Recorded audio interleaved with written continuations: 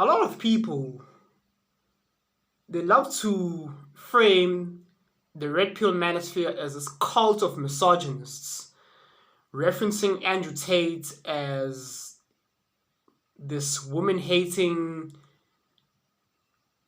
person who only thinks less of women as if their only worth in this life is just to be these slaves that should only, invest love and devotion only to the man. And they like to frame it as if that's like women only deserve to be slaves, right? And this whole, I like to let's go back to the 1940s when first wave feminism came about. Now, this society, the way they frame it in the history books, in documentaries, and in some faction of school textbooks, because, the youth are very young and impressionable. These are fresh and impressionable minds. And I'm here to clear the air of certain things. The Matrix, right, the Agent Smiths of this Matrix would have you believe that it was a whole slew of women who were fighting for their right to vote and the right to get a job, their right to be independent, so to speak, via first wave feminism, second wave, and this asininity that we are currently living in called third wave radical feminism. Now again, the Matrix would have you believe that it was a whole slew of women. It was like majority of women, which is actually false. It wasn't, as a matter of fact, it wasn't even many women. It was a small number of women. Now, interestingly enough, I've learned that there are different archetypes of females, women. I was watching the Women's Rugby World Cup, the rugby tournament, not just the World Cup, just female sports, but not just any female sports. I'm talking about rugby, the WNBA, hockey in some sense. And what do we notice about those types of women? They're very masculine, they're very hard, they're very butch-like, they're very masculine, right?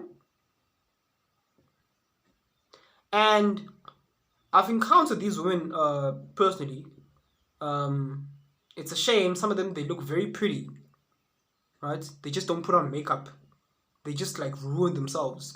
Because although on the outside they look very, they got potential, they're pretty, they got nice facial structures, they got nice bodies, but on the inside, their mindset, they're like men, they're masculine. They are of the strong and independent archetype, they're feminists. Now, going back to, the 1940s when first wave feminism first came about, society would have you believe that it was a whole slew of women, but no, it's actually a very few. There will always be women that are feminine, there will always be women that are masculine. However, women in general are meant to be feminine. Men in general are meant to be masculine, just as, with the male species. There are some men that are masculine, alpha males, right? And then there are some that are like, flamboyant,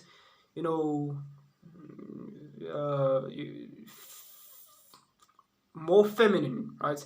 Just as much with women. Remember, I referenced female sports, female rugby players, WNBA.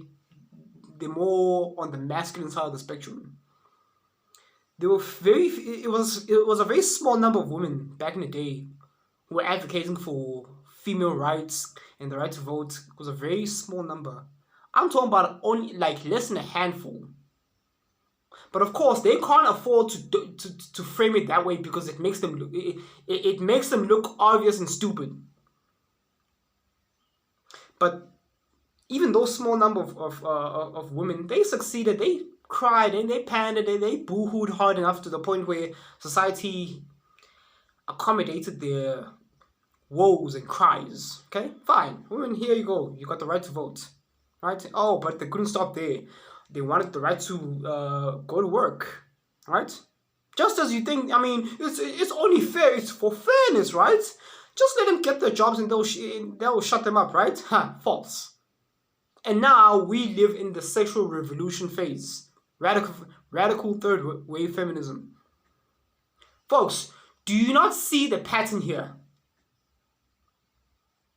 Give them an inch, they'll take a mile.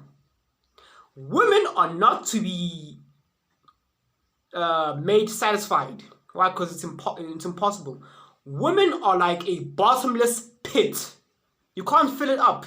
You cannot reach the bottom. Why? Because it's bottomless. We're at third wave feminism now, and look what that has spawned. It went from third wave, we're at the sexual. Actually, now we're past the sexual revolution. Don't judge me. I can sleep with as many men. No, not me. I'm talking about women. I can sleep with many women as I want, and don't judge me. And you're slut shaming, right? And then from that, it morphed into what? The whole LGBTQ thingy. But no, it didn't stop there.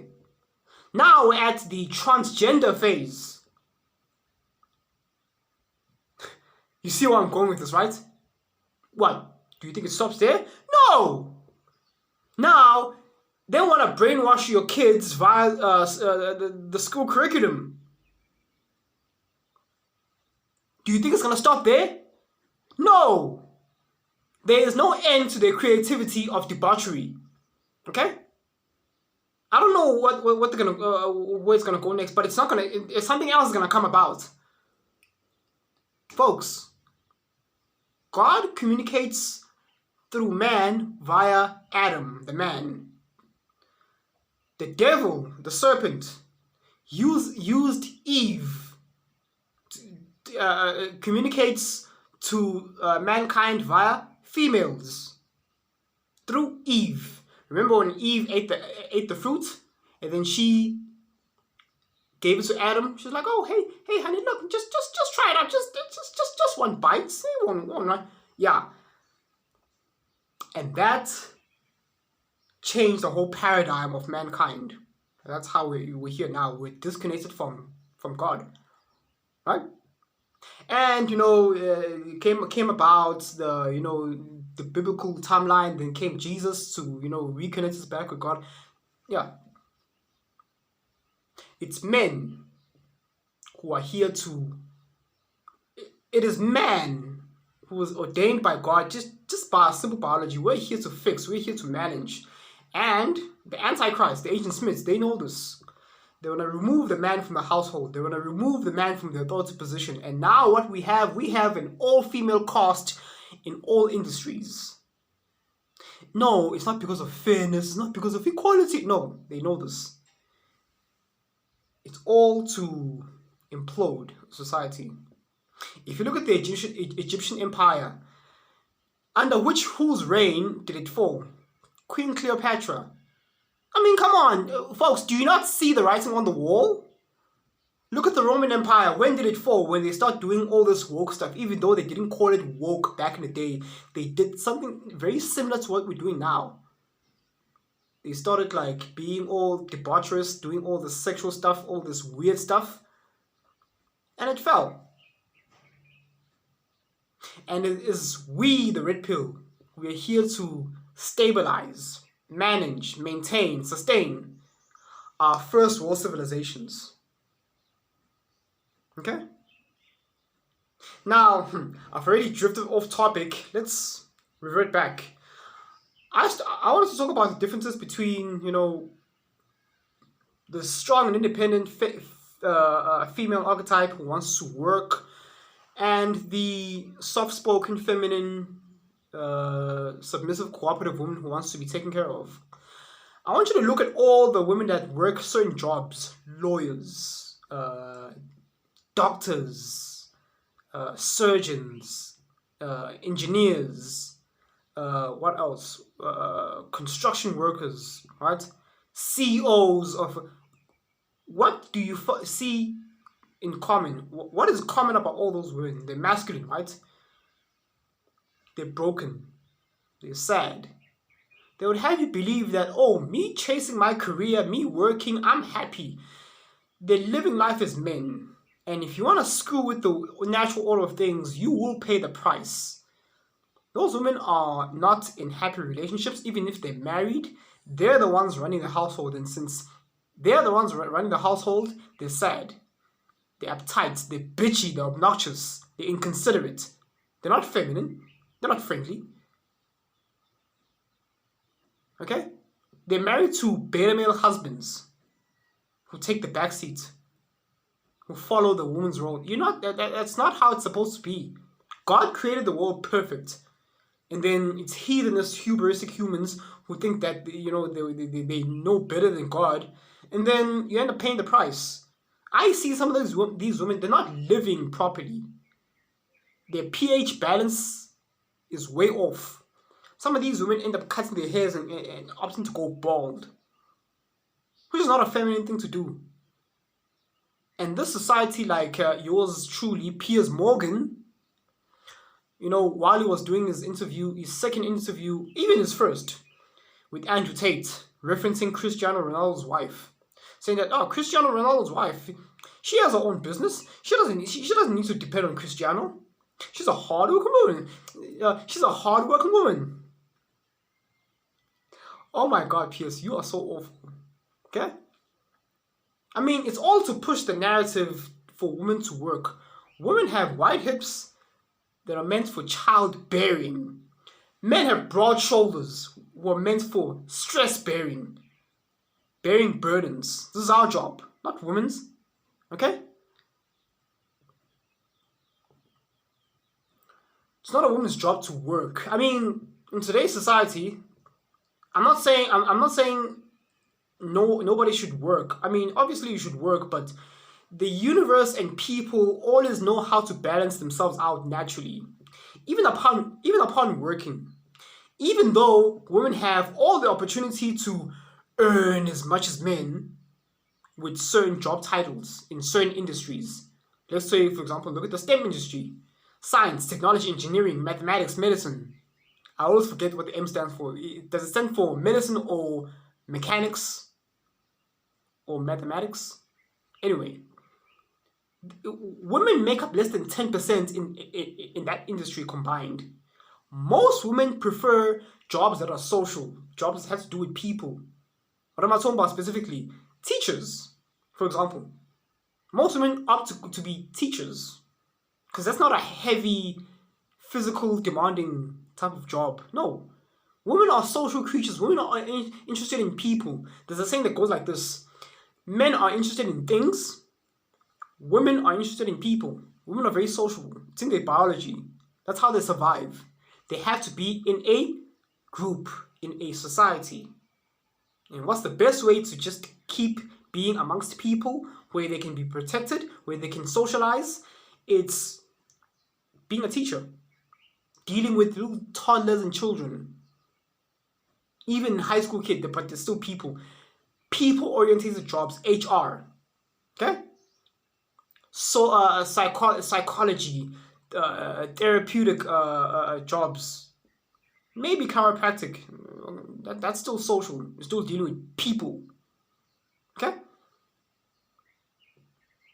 It's in there, but I mean, the society can try and the measures can try and psyop people all they want, but naturally, people will always revert to their natural state of being, their preferences, their natural proclivities and preferences.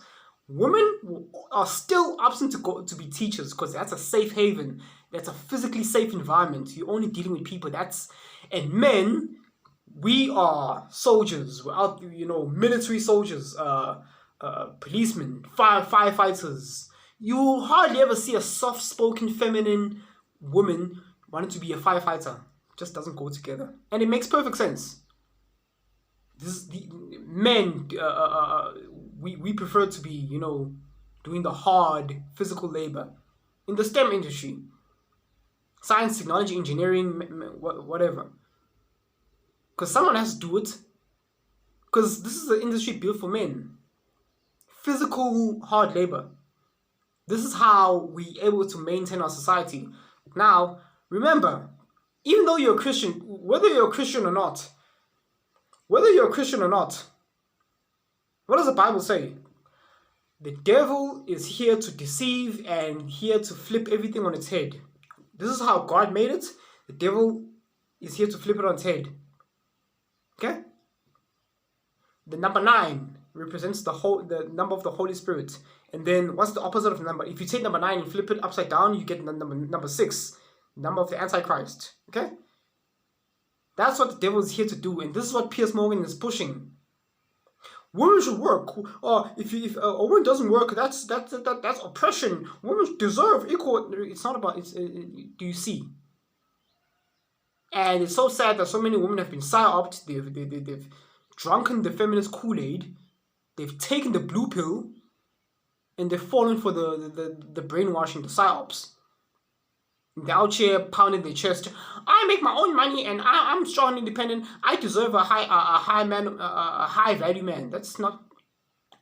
You may want a high value man, but do you deserve it? What about what he wants? What about what he wants? A high value man doesn't want a strong and independent woman who's at his level. And no, that doesn't make him insecure. It makes him a man, and it makes the woman a woman. That's just how we are. Modern women never seem to consider what the man wants. Okay, here you are, Mrs. 25-year-old and older. Okay, you've been putting out in the dating market for so long, dealing with multiple men, multiple sexual options, partners. Right? You work as a construction mechanical engineer. You make tons amount of money. Congratulations to you. But you are not a good bargain for a high value man of means. A high value man of means wants a soft spoken, submissive, cooperative, friendly, feminine woman that he can take care of. Because that's what us men desire. We desire to protect. We don't want someone. How can we protect? How can we live out our role as a man if we're dealing with a woman who's exactly at our level in every single aspect? What's the point? Oh, equality. No, it doesn't work. It just doesn't work. In order for nature to ensue, to take place, I, as a man, have to have my things together, my ish together. And I need a woman that is dependent upon me, who needs me, so I can fulfill my role as a man and she can fulfill her role as a female. It's not slavery, Piers Morgan. So Andrew Tate is right in his assertions about women and how things should be. And then you look at all the women that are married and they're feminine. They're not software engineers. They're not mechanical engineers. They're not firefighters. They're not policemen. They're not lawyers. Okay? They're not working these highly demanding jobs. Okay? They're not outspoken. They're not social media influencers. They're not tech engineer, designers, whatever. These high-end demanding jobs. No, either she's a simple teacher or she's a simple housewife. That's the best scenario. That's the most ideal scenario ever, is a woman to be a housewife. Now, that's less likely to be the case in today's economy, thanks to your boy slow Joe Biden, or ultimately the whole Barack Obama regime, the new world order regime. Oh, we are. But that's a different story. I digress. Look at all the women that are married, happily married, with children. They're not out on the internet consistently posting, these swimsuit outfits, trying to garner attention. They're not out here working all these high-end demanding jobs. No. Standard, bare minimum, housewife, teacher, right? Bank teller, etc. Anything that doesn't demand highly of her efforts, something that's mostly seamless. Daycare taker, whatever. Those are women that, they keep their long hair. They are glowing, so to speak. in most cases, they're friendly, feminine, cooperative. They are glowing, right? Because they're happy. They have someone that takes care of them. Feminine, happy women are to be taken care of. They're not to be made to demand to work hard. Women are not designed for pressure. We are. But if you've been watching this far, but again, I mean, all these mainstream media pundits, man, they are of the antichrists. Your Piers Morgans, basically your whole mainstream media. Look what they're pushing. Women empowerment. No. Women are not to be empowered. What? Why? For what? Why should they empower? Just be a woman. And for men, just be men. So if you've been watching this far, thank you so much for watching. And remember, the Matrix has you. Don't fall for the PsyOps. Thanks for watching. Cheers.